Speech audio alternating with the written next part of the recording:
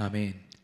이 신앙의 고백이 우리의 삶과 또 우리가 있는 모든 현장에서 24시간 언제든지 고백되기를 축원합니다. 어, 우리 제가 랩런트들을 데리고서 이렇게 전도를 나갔을 때였는데, 그때 제가 좀 과감하게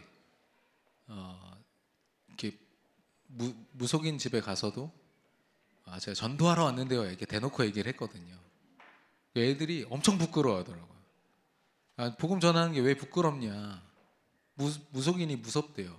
근데 그쵸, 경험을 안 해봤으니까 이제 무서울 수도 있는데, 사실 랩런트들 안에는 뭐가 있냐면, 자기 친구들이 집에 왔을 때 엄마가 갑자기 붙잡고 무슨 말을 하면 복음 전할까 봐 부끄럽다고 이렇게 하더라고요. 우리 랩런트들이 이 복음을 어떻게 생각하고 있는지, 저와 여러분이 이 복음을 어떻게 생각하고 있는지, 어쩌면 이 복음을 가진 우리가 어떻게 하면 본이 되는 삶을 살까를 고민하기보다, 진짜 내가 내 삶을 다 드려야 될 만큼 복음이 내게 가치 있는가? 2000년 전에 나 때문에 십자가에 죽으시고 부활하사 그 구원의 축복을 다 이루시고 지금 나와 성령으로 함께 하시는 그 그리스도가 나와 무슨 상관이 있는가? 여기에 정말 결론 내리시기를 예수님의 이름으로 축원합니다.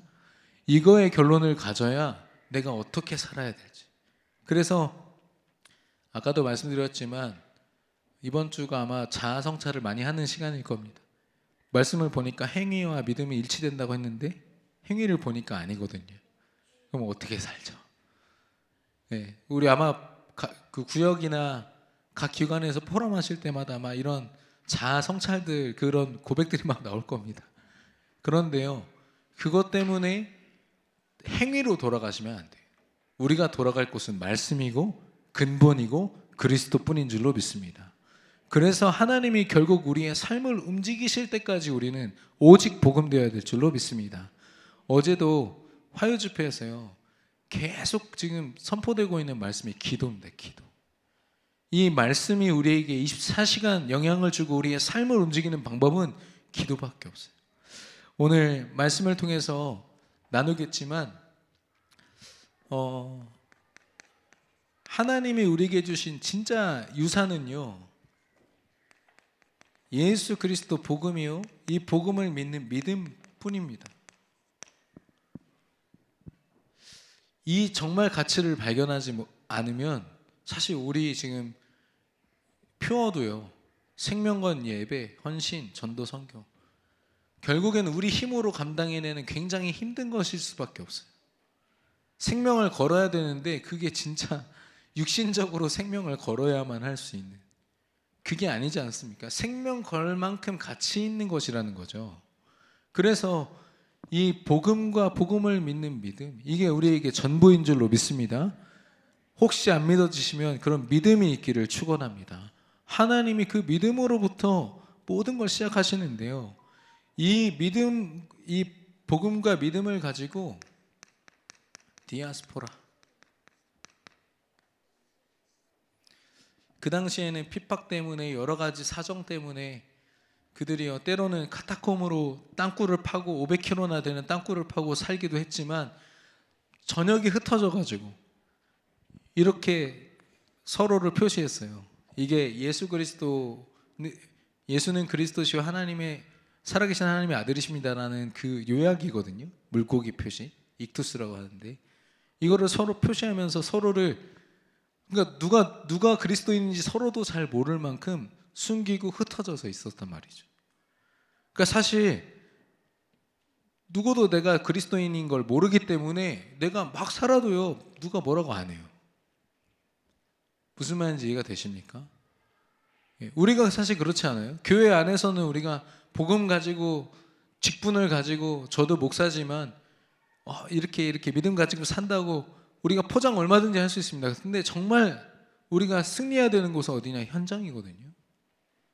하나님이 저와 여러분을 왜 흩으셨습니까? 돈 많이 벌어서 안정적인 생활 살으라고요? 돈 많이 벌고 재산을 많이 남겨서 후대에게 그거 남겨주라고요? 오직 복음과 믿음 때문에 우리를 보내신 줄로 믿습니다. 그걸로 살리고 그걸로 회복하라고, 사단에게 빼앗긴 모든 걸 회복하라고.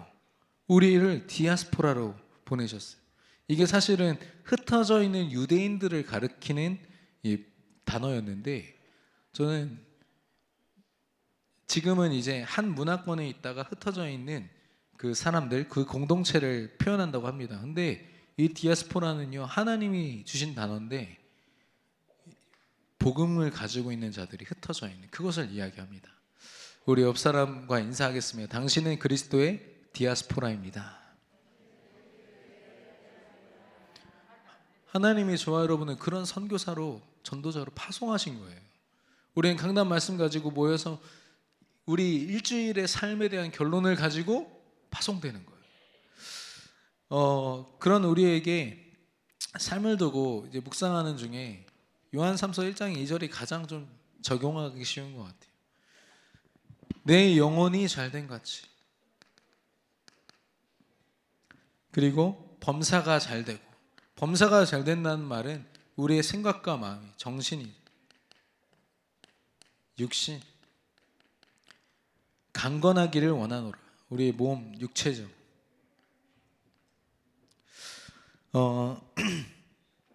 가장 먼저는 우리가 영적 상태.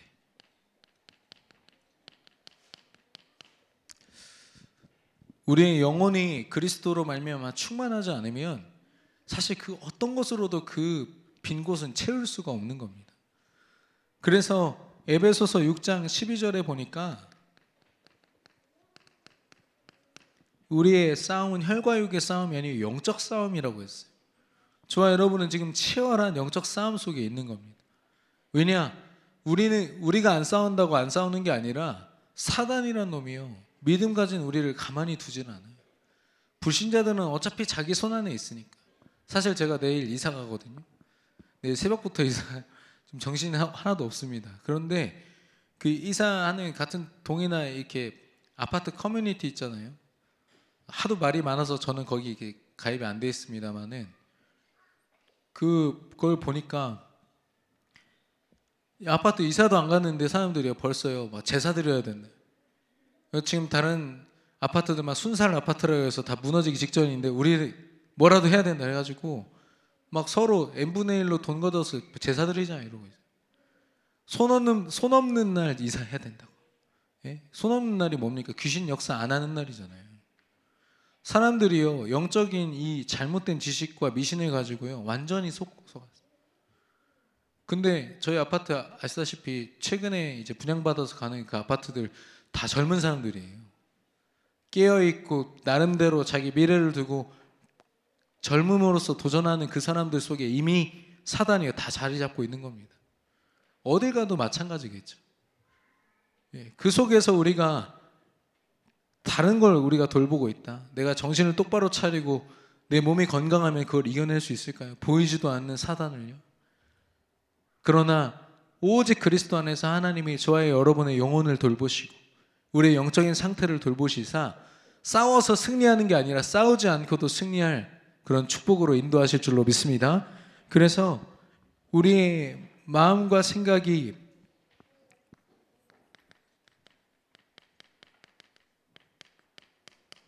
빌립보서 4장 6절에서 9절이죠. 두려워 말고 기도와 간구로 나아갈 때 마음과 생각을 하나님의 평강히 지키신다고 했습니다.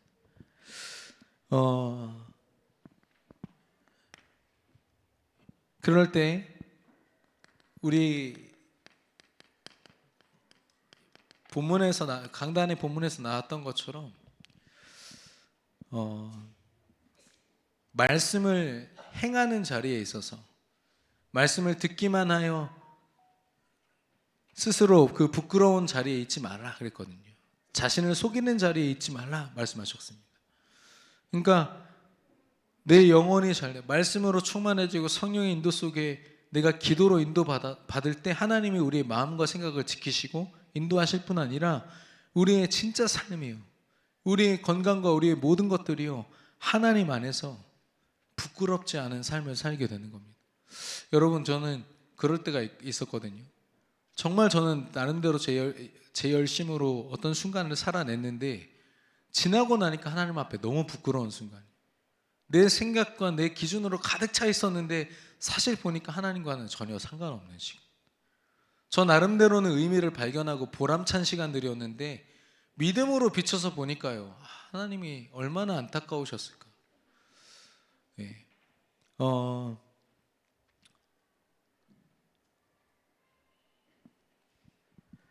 지금 한 2주 동안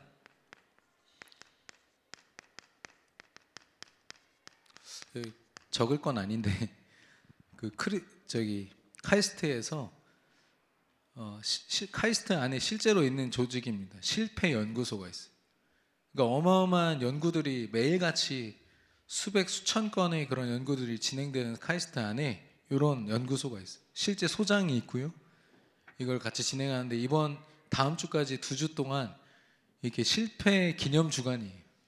그래서 자기가 얼만큼까지 실패해 봤는지, 자기 연구가 얼마나 처참하게 실패했는지를 사람들 앞에서 브리핑을 하고 그거에 대한 상을 줍니다.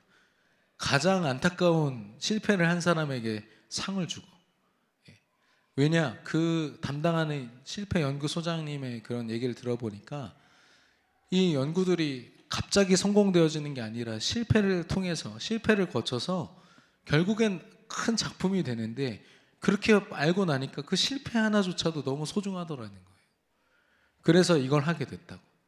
그러니까 지금 실패 속에 있어도 상관없다. 결국에는 너는 성공할 거니까 이거를 학생들에게 각인시키고 싶어 하다는 거예요. 제가 저걸 보면서 되게 복음적이다 이런 생각을 했어요. 늘 성공만 바라보고 잘 되기만을 바라는 그들인 줄 알았는데 그들 가운데도 이런 또 모습들이 있더라고요. 그러나 복음은 아니죠. 저와 여러분이 혹시 하나님 앞에서 지금 믿음으로 살아내지 못하는 영적으로 실패한 삶을 살지라도 하나님은요, 그 속에서도 다시 한 번 더 말씀으로 도전하기를 원하시고 다시 기도로 시작하기를 원하십니다.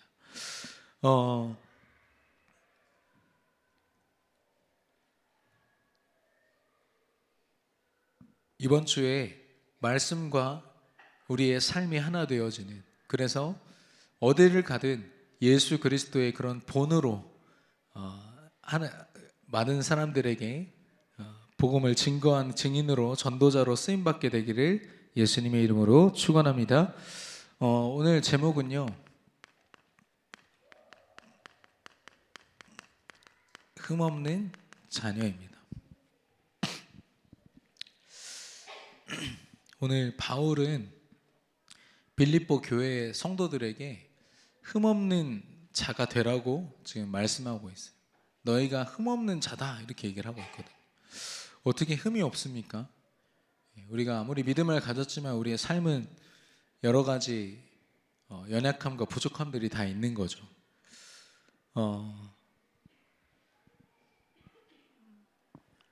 그럼 바울이 말하는 흠없는 자녀는 어떤 뜻입니까?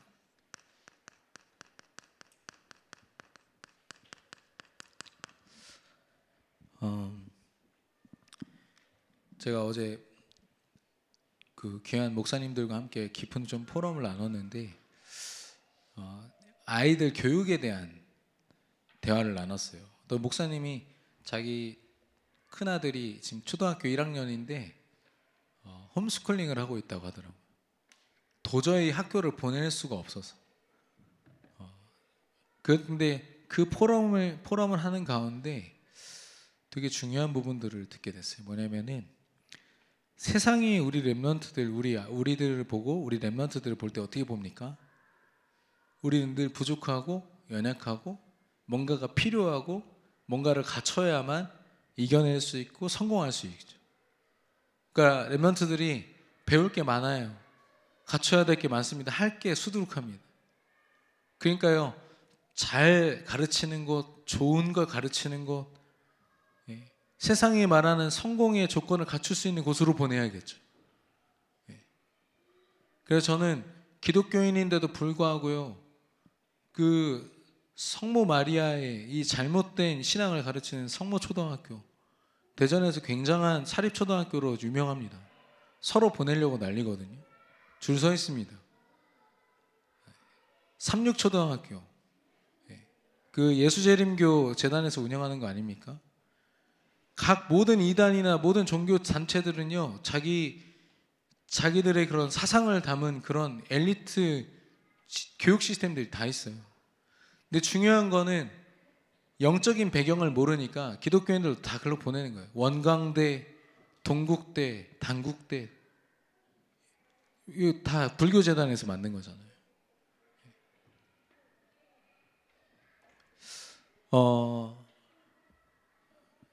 그런데 하나님은요, 우리 렘넌트들과 저와 여러분을 그렇게 보지 않는다는 거죠. 우리가 부족하고 연약해서 뭔가를 채워야만 채워지는 자들이 아니라 예수 그리스도 복음으로 너를 다 회복했다. 완전한 자라 이 말입니다. 우리 렘넌트들이 3살이고 4살이고 상관없어요. 예수 그리스도 안에서 우리 렘넌트들은 이미 완전한 축복 속에 있는 줄로 믿습니다. 그래서 뭔가를 갖추고 채워야 되는 존재가 아니라 하나님이 이미 다 주셨기 때문에 그걸 믿음 안에서 발견해 가야 되는 존재인 거죠. 그러니까 이게 교육의 접근 방식이 완전히 달라져야 되는 겁니다. 그러니까 우리가 내린 결론이 그거였어요. 목사님들과 함께. 세상의 시스템에 우리 렘넌트들을 넣을 수 없을 만큼 이게 완전히 다르다. 이 렘넌트를 보는, 우리 후대들을 보는 관점이 너무 다르다. 저도 결단을 했다니까요. 우리 교회가 아니더라도 나는 무조건 복음 가진 대안학교로 보낸다. 복음 가진 교육 시스템으로 보낸다. 그거 아니면 홈스쿨링 한다. 그 목사님은 온 가족이 다 선생님이 돼가지고 초등학교 1학년 그 한 명을 막 가르치고 있다 하더라고요. 뭐 사회성에 문제가 있다, 여러 가지 뭐 문제들이 있을 수 있다 예상이 되지만 그렇지 않습니다. 사무엘이라는 한 사람이 이스라엘의 지도자가 될 때는 정치를 배우고 지도력을 배우고 이런 게 아니라 성전 안에서 언약궤 옆에서요 늘 하나님과 소통하고 하나님이 주신 말씀을 붙잡고 그가 30살까지 성장하거든요. 하나님이 그를요 영적인 리더로 세우셔서 그 나라를 이끄는 지도자로 세우시거든요. 이런 렘넌트들이 우리에게 나와야겠는데 우리 렘넌트들이요 흠이 없는 자녀로 서야 되지 않겠습니까? 우리가 받은 축복이자 우리의 신분이고 우리의 정체성입니다. 여러분 흠 없는 자, 전도자로 하나님의 자녀로 승리하기를 바라는데요. 왜 우리가 흠 없는 자녀냐면 우리가 가진 이 복음이 흠이 없기 때문에. 이 복음의 내용이 무엇입니까? 예수가 그리스도라는 언약 아닙니까? 하나님이 주신 언약. 예수가 그리스도 되셔서 왕과 제사장과 선지자의 권세를 가지고 우리 인생의 모든 문제를 완전히 끝냈다. 99% 끝냈으니까 나머지 1% 네가 감당해라 말씀하지 않으셨어요. 100% 완전히 이 언약으로 끝난 줄로 믿습니다. 그래서 이 언약은요 하나님께서 반드시 성취하세요. 예수가 그리스도 되셔서 우리를 향한 모든 죄를 완전히 사하시고 구원하셨거든요. 그런 하나님 자녀에게 하나님 나라를 이루시겠다고, 임마누엘로 영원히 함께 하시겠다고, 그리고 너를 성령 충만하여 제자로 삼으시고 증인되게 하리라 말씀하셨어요. 그래서 이 언약이 반드시 성취되는데 어떤 언약입니까? 창세기 3장 15절 여자의 후손, 마태복음 16장 16절.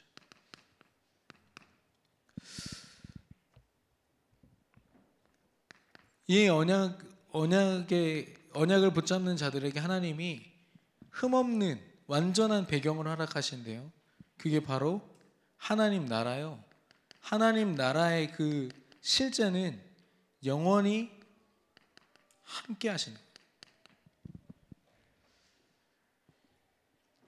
우리 공부하는 렘넌트들, 저는 우리 교회 렘넌트들이 공부를 이렇게 잘하는지 몰랐어요. 우리 고등학교 렘넌트들이랑 좀 한 명씩 대화를 해봤는데요. 다 공부를 잘하더라고요. 그냥 잘하는 게 아니라 정말 전교 등수로 이렇게 생각할 정도로. 그래서 제가 너무 과소평가해서 미안하다 이렇게 표현했거든요. 근데 그 렘넌트들이요, 솔직하게 제가 이제 그런 대화를 나눴을 때 했던 가장 많은 얘기가 뭐냐면 공부할 때 외롭대요. 내가 진짜로 공부를 하고 집중해야 될 때 뭔가 이 엄청난 세상과 이 경쟁을 이겨내기 위해서 내가 열심히 하는 이 순간이 되게 외롭고 공허하게 느껴질 때가 있다는 거죠. 그럴 때는 어떻게 해야 됩니까? 라고 질문하는데 제가 이 이야기를 해줬어요. 그래서 하나님이 우리와 함께 하시는 거다. 너가 기도로 모든 순간에 하나님과 함께 하지 않으면 너는 이 공부라는 산을 넘어서 혹시 어떤 성과를 이루고 성공을 이룬다 해도 너는 그 공허함과 외로움을 이겨낼 수 없다. 그게 지금 전문인들의 그 문제 속에 있기도 하고요.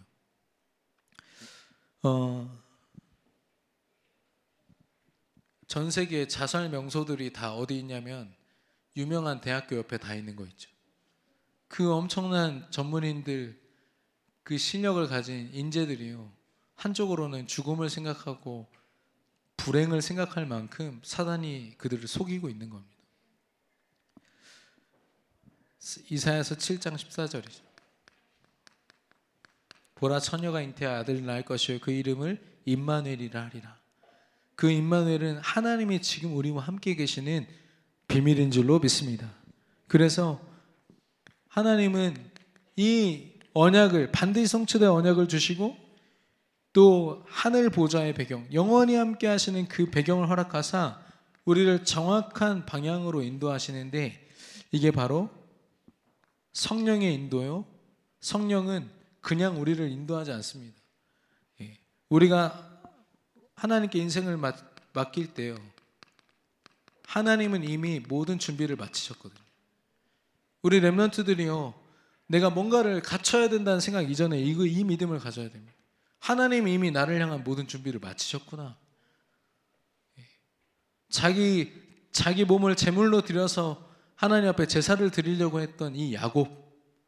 근데 야곱이 경험한 건 뭐냐면 결국엔 하나님이 예비하신 그리스도, 그 제물, 순 양을 발견한 그 믿음이거든요. 우리 렘넌트들이 이 축복을 누려야겠는데, 사도행전 1장 8절에 보니까 성령이 너에게 임하시면 땅끝까지 증인이 되리라 하셨어요. 어느 것에도요, 너희가 해야 된다라고 말씀하지 않고 내가 하리라라고 말씀하고 있어요. 하나님이 우리를 향한 모든 준비를 완전히 마치신 줄로 믿습니다. 그래서 하나님이 우리에게 복음을 주실 때는요, 흠이 없어요. 여기에다가 우리가 믿음 가졌으니까 봉사활동 잘해야지, 이게 지금 벌써 틀린 거예요. 시작이 틀린 겁니다. 근데 우리 교회가 네, 이삭. 죄송. 좀 흥분하면 제 생각이 야곱이죠.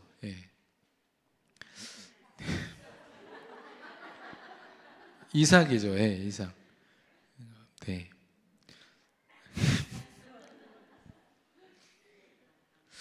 그래서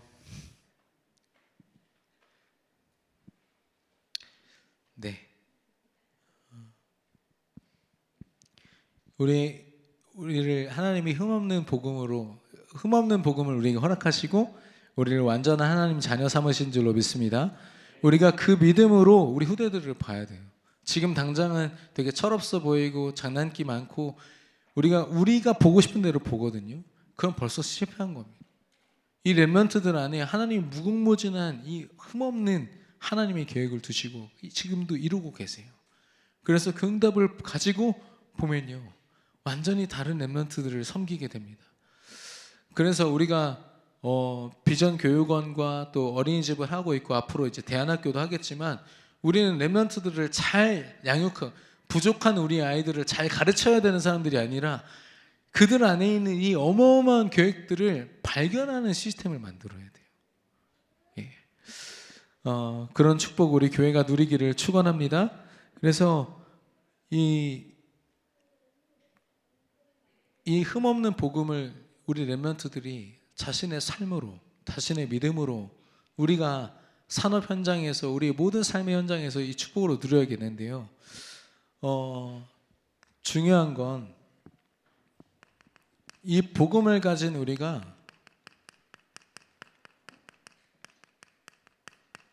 하나님이 허락하신 흠없는 상태를 지켜야 된다는 겁니다. 무슨 말입니까? 흠없는 상태는 우리가 말씀을 잘 지켜가지고 죄를 한 번도 짓지 않는 그런 상태를 얘기하는 것이 아니라 우리의 영혼이 하나님께 붙잡힌 바 되고 하나님의 말씀에 붙잡힌 바 되고. 제가 어제도 좀 부끄러웠던 게 뭐냐면, 이게 그 덕평에서 제가 잠을 자기 직전에 그 양치를 하는데, 자기 전에는 꼭그 이를 닦고 자야 된다는 아버지 음성이 들리는 거예요, 순간. 제가 그때 너무 싫었거든요. 좀 잠깐 쉬는데 이걸 닦아야 되냐 말아야 되냐. 근데 방금 전에 먹은 초콜릿 때문에 안 닦을 수는 없고. 근데 그때 저도 모르게요, 그 음성이 들리는 거예요. 그래서 그래. 예. 그 어렸을 때 들었던 그 말, 저희가 이렇게 귀찮아가지고 맨날 잘 때마다 흔들어 깨우면서 했던 그 아버지의 말씀이 딱 들리는 거예요.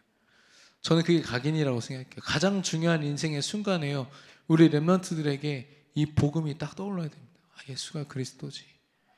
흠없는 상태라는 건 그 말씀 속에 붙잡힌 바 된 거.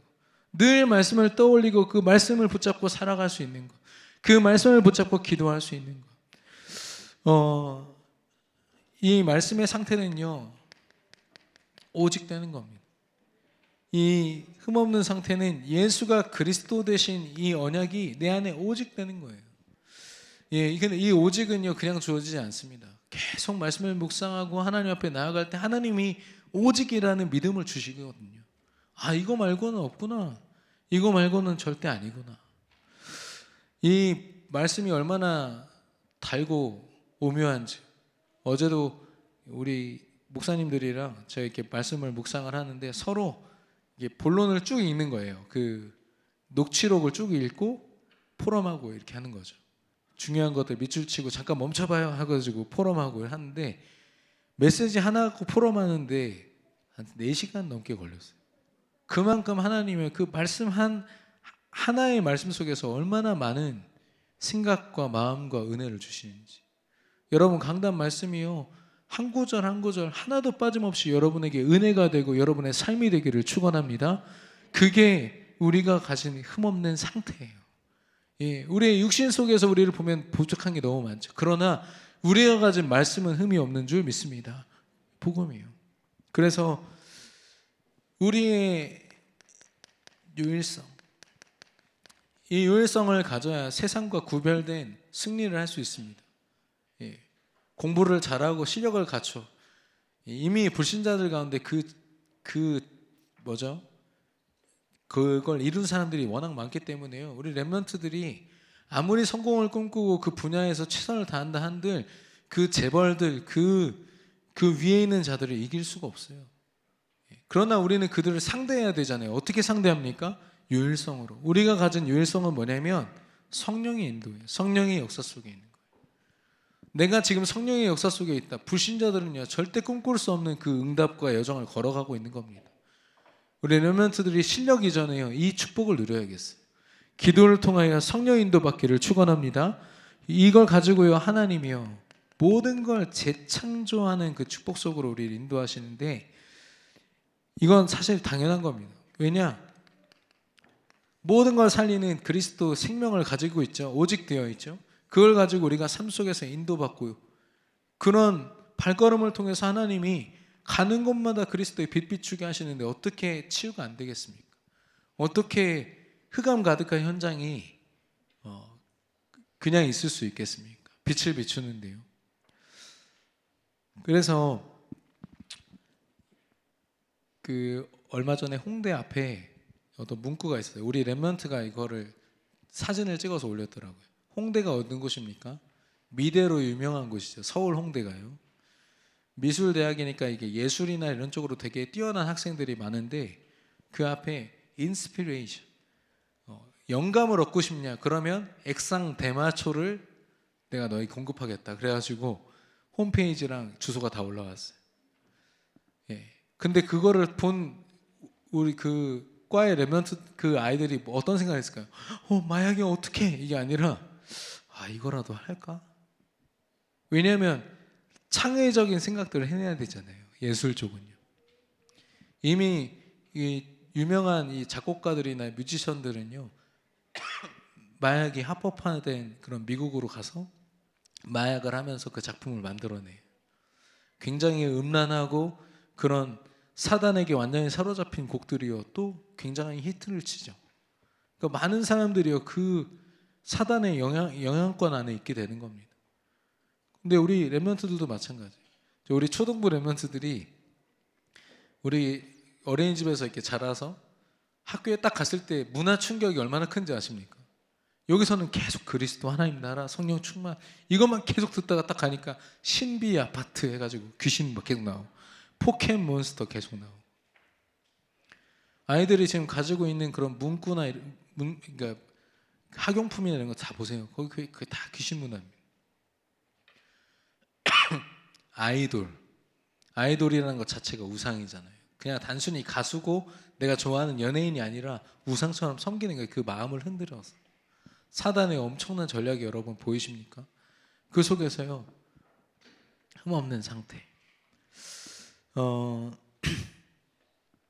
이 상태를 우리가 누려야겠는데 저는 이게 제일 쉬운 날이 언제냐면 주일이에요. 말씀 선포되고 늘 찬양과 기도가 넘치는 날. 우리 렘넌트들도 아마 이 시간이 가장 그 렘넌트들에게 가장 믿음이 공급되고 충만한 시간인 거라 봅니다. 그러나 중요한 건 뭐냐면 이 상태를 지속하는 겁니다. 잠깐씩 이 축복을 누릴 수는 있어요. 내가 깨닫고 하나님께 기도하고 엎드려서. 그런데 일주일에 그 시간보다 더 많은 시간을 우리가 사단에게 쏟고 빼앗긴다면 아무 소용없는 거잖아요. 그래서 주신 것이 뭐냐면 흠없는 시스템이 우리 삶 속에 세워져야 돼요. 흠없는 시스템은 24입니다. 먼저 말씀 24. 우리 안에 이 말씀이 날마다 선포돼야 돼요. 여러분 10분 요약 말씀 그냥 올려드리는 거 아닙니다. 이게 50분짜리 말씀 듣기 불편하니까 10분 동안 들으세요가 아니라 여러분 삶 속에서 계속 들으면서 그 말씀 속에 있는 하나님의 비밀을 발견하라고. 여러분이 그 말씀을 늘 읽으면서 묵상하면 좋겠지만 그 시간이 없을 때에도 10분 요약 말씀을 통해서 하나님이 주시는 그 음성을 들으라고 올려드리는 거거든요. 우리는 이 말씀으로 24 되지 않으면 분명히 무엇인가가 우리 안에 다른 것이 각인돼요. 성공, 경제, 돈, 잘못된 그런 세계관들이 우리 안에 계속 각인되어져. 말씀 24를 통해서요. 하나님이 주신 이 흠없는 복음을 우리 안에 다시 한 번 더 새기고 각인시키고 구원의 축복을 누리는 것. 기도 24를 통해서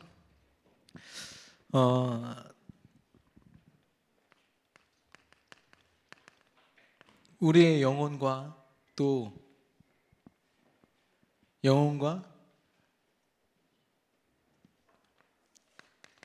렘넌트 하나님께서 우리의 기도가 어디를 향해야 되냐면 결국에는 우리가 살려야 될 영혼들 전도와 선교를 위해서 이 기도가요 우리를 벗어나야 됩니다. 물론 내가 오직 그리스도 이 기도도 중요하지만 반드시 하나님은 우리 기도의 방향을요 전 세계로 열어가시거든요. 근데 여전히 기도가 나와 내 삶과 내 자녀와 나의 것에만 머물러 있다면요 우리가 기도를 가지고 중요한 부분에서 속고 있는 겁니다. 기도에 망대를 세운단 말은 저 현장을 향한다는 거거든요. 현장 24 그런 기도를 하는 저와 여러분을 통해서 하나님이 전 세계 현장을 품고 237 나라 5천 종족을 살리는 그런 응답으로 이끄실 것인데 말씀 24, 기도 24, 현장 24 가장 중요한 게 저는요 기도 24 기도를 통해서 하나님이 저와 여러분에게 주신 그 축복들을요 계속 말씀으로 묵상하고 또 돌아가는 거죠. 제가 내일 이사를 하는데 물론 당근으로 막 이것저것 많이 팔았습니다. 근데 제일 중요한 건 쓰레기가 왜 이렇게 많은지 다 버릴 거더라고요. 그동안은 이렇게 잘 살아왔거든요. 제 방이 따로 있습니다만은 그냥 그동안은 잘 그 안에서 메시지도 준비하고 잘 살았었는데 제 방에 알고 보니까요 곳곳에 쓰레기가 다 숨어 있더라고요. 제대로 된 집으로 이사 가려고 보니까 다 버릴 것들 뿐이었어요. 예. 저 그동안 이게 다 버리기 아까워해가지고 다 가지고 있었는데 결국 다 버릴 것들. 우리가 영적으로 하나님 앞에 정말로 나아가면요 사실 우리가 막 붙잡고 있었던 거 보면 다 가치 없는 것들이, 야 내가 왜 그걸 붙잡고 있었지 싶을 만큼 쓸데없는 거. 특별히 저는요 자존심이라는 거 하나 때문에. 예. 아까도 제가 그 부분을 가지고 어떤 분이랑 포럼하는데 그분이 깨지셨어요. 저한테 막 자존심 가지고 되게 화를 내셨었는데 제가 그 부분을 가지고 얘기했거든요. 저도 그랬었다. 내 자존심 너무 중요한 것 같은데 그게 아니더라. 진짜 하나님 뜻을 위해서 내려놨으면 좋겠다. 그 순간에는 이해를 못 하더라고요. 근데 1시간 정도 후에 다시 전화가 왔어요. 목사님 알고 보니까 그거 별로 중요한 거 아니더라고요. 예. 우리가 지금 흠없는 자녀로 하나님 앞에 지금 서 있는데 흠없는 복음을 가지고 하나님 주신 흠없는 상태를 통해서 흠없는 시스템을 우리 현장과 우리 삶 속에 세워야 되는데 우리가 다른 버려져야 될 것들을 붙잡고 살고 있다면 얼마나 많은 걸 놓치겠습니까? 그 손흥민 선수가 지금 굉장히 이슈가 되고 있는데요. 손흥민 선수가 그렇게 된 배경은 사실 그 아버지한테 있습니다. 기독교인이라고 하더라고요. 집사님이신데 이 손흥정 씨죠. 이 분이 30살 초반인가에 부상을 당해서 은퇴를 하게 돼요. 그러니까 한참 뛰어야 될 나이에 부상을 당한 거예요. 그래서 이분한테 한이 생긴 거죠. 계속 질문한 게 뭐냐면 왜 부상을 당할까였어요. 왜 부상을 당하지? 그래서 알고 보니까 어렸을 때부터 축구를 하잖아요. 근데 당장 부모님들은 뭘 보고 싶으세요? 당장 우리 아이들이 축구한다 그러면 빵 차가지고 골 넣는 거 원하시잖아요. 그거에 막 기분 좋게 여기고. 예. 근데 어렸을 때부터 그런 큰 충격들을 온 몸에 이렇게 계속 전달이 되면 뼈와 이런 모든 조직들이 쉽게 다치고 쉽게 부상을 입는 상태가 된다. 그걸 이분이 알게 된 거예요. 그래서 손흥민한테 축구 가르칠 때 17살 때까지 슈팅 못 때리겠대요. 모든 자녀들이 온 사방에서 지금 슛을 때리고 있는데 혼자만 못 때리는 거예요. 아빠가 못하게 하는 거예요. 이해를 못했대요, 아들이. 근데 대신 집중한 게 뭐냐? 기본기만 계속 한 거죠. 체력을 키우고 절대 다치지 않는 몸으로 만들어 버린 거예요. 지금 그 손흥민이 물론 기독교인이라고 하더라고요. 기독교인이긴 하지만 이 친구가 가지고 있는 그 기본기가 되어 있다 보니까 마음도 되게 여유로워서 그 감독한테 얘기했대요. 토트넘 감독한테 감독님이 시키는 거면 나는 수비도 볼 수 있고 골키퍼도 할 수 있다. 요즘에 이런 젊은이들이 어디 있습니까? 내가 원하는 대로 안 하면 당장 퇴사하잖아요. 사표 내고 퇴사하고 MZ세대라고 하는데 근데 감독님이 시키시면 저는 그것을 뜻으로 알고 순종하겠습니다. 그러니까 세계 정상급 선수가 그런 고백을 해버리니까 주변에 있는 선수들이 다 놀란 거예요. 서로 자기 주장을 하고 자기 포지션 지키기를 치열하게 싸우는 곳에서 시키는 대로 하겠다. 나는 우리 팀 너무 좋고 나 우리 팀이 성공해야 된다. 토트넘이 프리미어 리그에서 거의 그 우승이랑은 거리가 먼 팀이었는데 지금 계속 우승하고 있어요. 지금 전 세계에 있는 모든 축구에 관련된 이 유망주들이나 유명한 선수들이 어느 팀을 가고 싶냐 물어보면 토트넘 가고 싶다.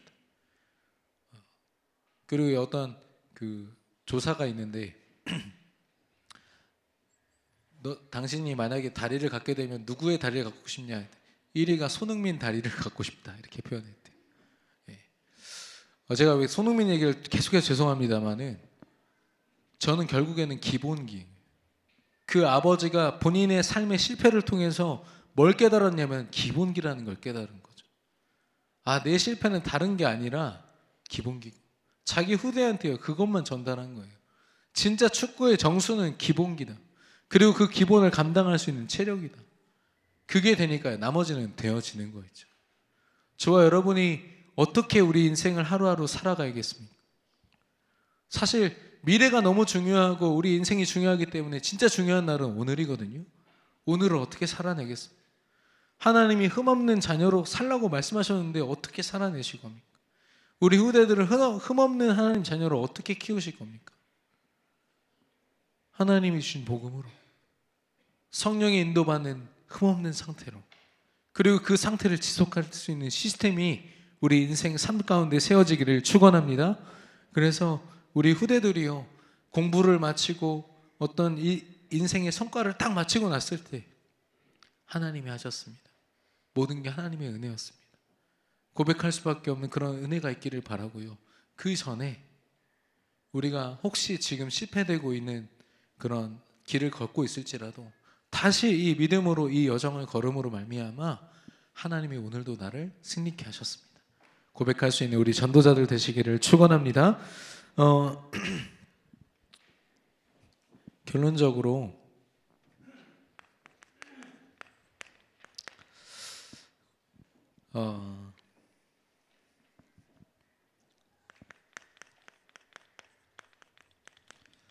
우리가 지킬 것을 지켜야겠습니다. 우리가 다른 걸 지키기 위해서 우리가 생명을 많이 걸고 있는데요.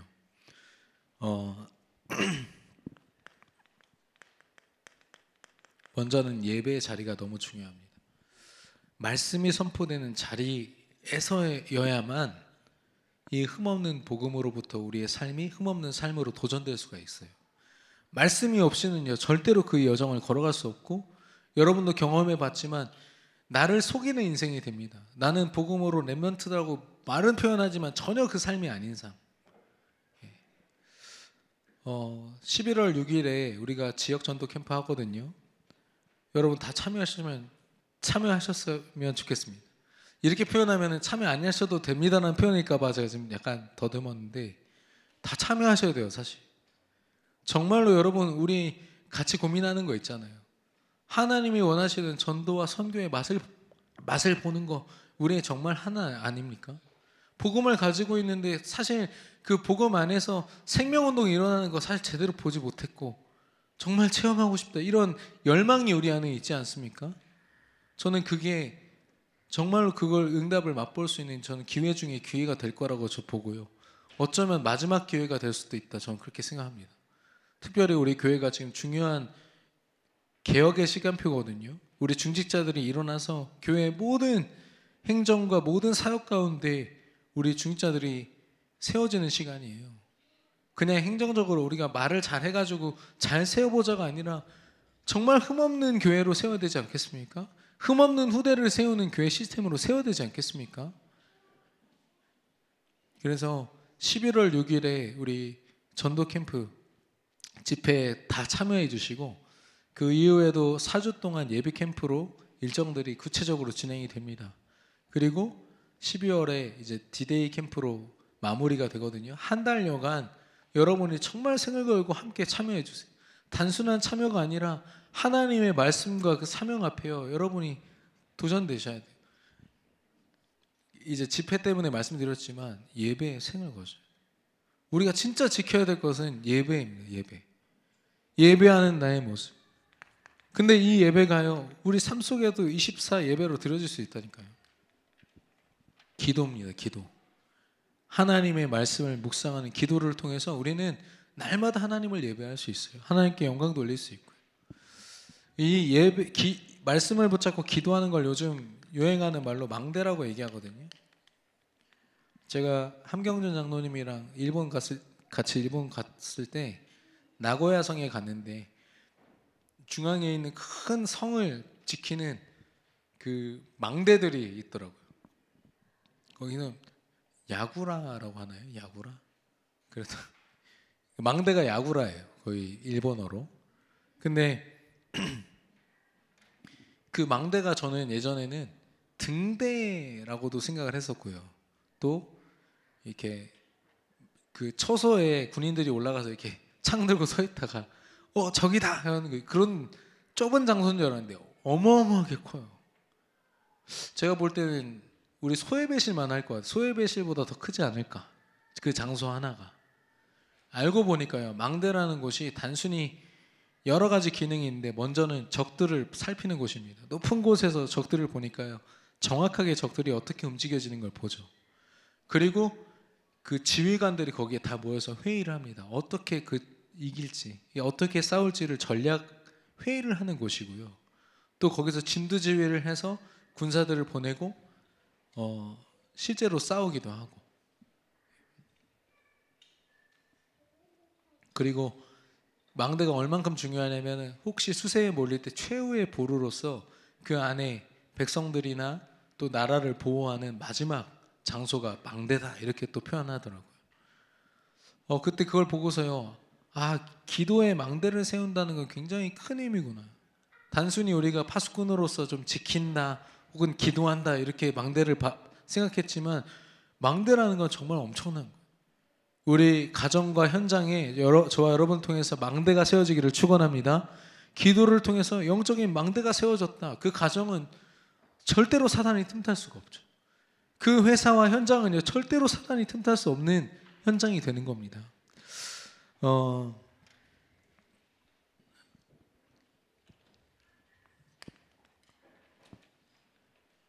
두 번째는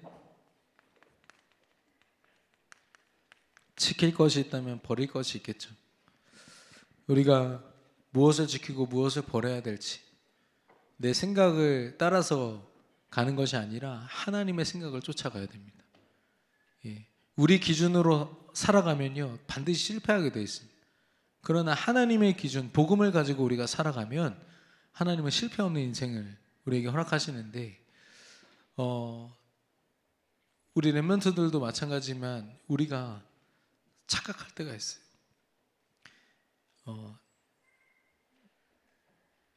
환경이 되어지고 내가 뭔가 믿음으로 살아갈 만한 조건이 되어야 그 믿음을 지킬 수 있다고 느낄 때가 있거든요.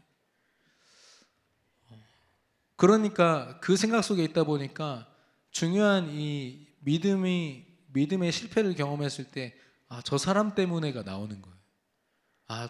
교회가 어때서, 뭐 때문에, 가정 때문에, 다른 핑계거리가 나오는 거죠.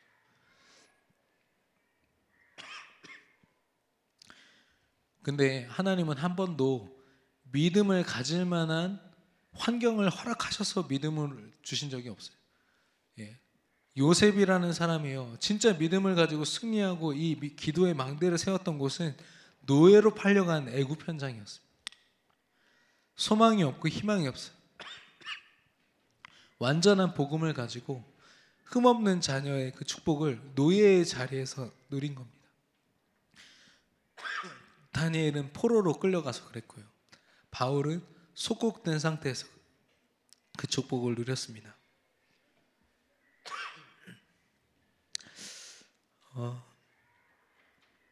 저와 여러분이 흠없는 자녀로 부르심을 받은 줄로 믿습니다. 남은 한 주 동안 우리의 삶이 흠없는 복음을 누리고 또 흠없는 상태를 누리고 또 그 시스템을 우리 삶 속에 24시간 세우는 그런 은혜 있기를 축원합니다.